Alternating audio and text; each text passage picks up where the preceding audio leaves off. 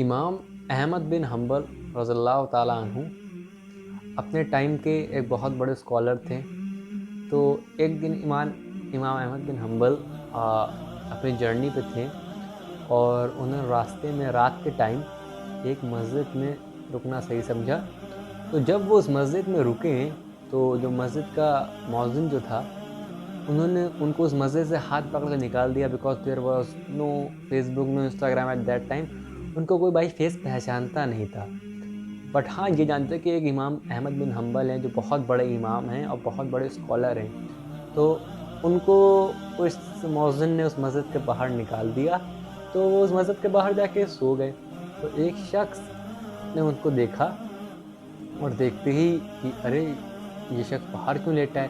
تو جب انہوں نے اس سے پوچھا کہ آپ باہر کیوں لیٹے ہو, تو انہوں نے کہا کہ میں مسافر تھا, راستے میں تھا, اینڈ آئی واز ٹریولنگ, اور جب میں یہاں کے رکا سو جو امام تھے انہوں نے مجھے مسجد کے باہر نکال دیا.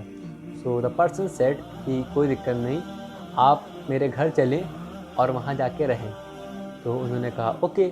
تو وہ رات میں اس کے گھر گئے اور انہوں نے کہا کہ میں اس گھر میں لیٹا تھا اور میں نے دیکھا کہ وہ شخص آٹا گوندھ رہا تھا, اور آٹا گوندھتے گوندھتے وہ استغفر اللہ استغفر اللہ استغفر اللہ بار بار پڑھ رہا تھا.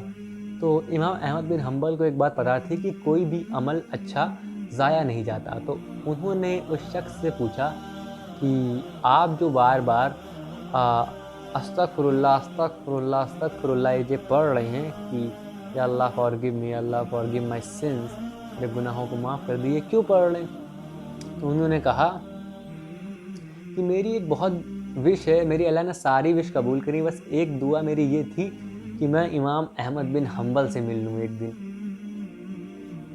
سبحان اللہ سبحان اللہ.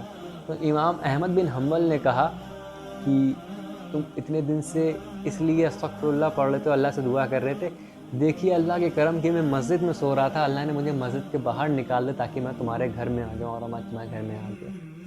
تو دوستو ایک بہت اچھی چیز آپ کو بتاؤں کہ جب آپ کی دعائیں قبول نہیں ہو رہی ہوں تو کہیں نہ کہیں آپ کے گناہ جو ہوتے ہیں وہ اس کے راستے میں barrier is acting like a barrier.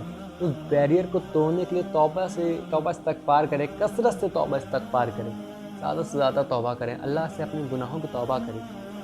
اللہ گناہ آپ کے معاف بھی کریں گے, اور جیسے آپ کے گناہ معاف ہو جائیں گے اللہ آپ کی دعا سن لیں گے, اور انشاءاللہ وہ دعا قبول ہوگی. شیطان یہی تو کرتا ہے آپ کو اور ہم کو توبہ کرنے سے روکتا ہے. وہ کہتا ہے تمہارے گناہ اتنے زیادہ ہو گئے ہیں, اب تم توبہ کرو گے, تم کیا منہ لے کے اللہ تعالیٰ کے پاس جاؤ گے, تمہیں توبہ کرنا ہے.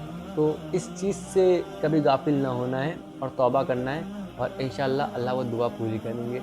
So see you until next time. This is me, is Hamad. السلام علیکم ورحمۃ اللہ وبرکاتہ.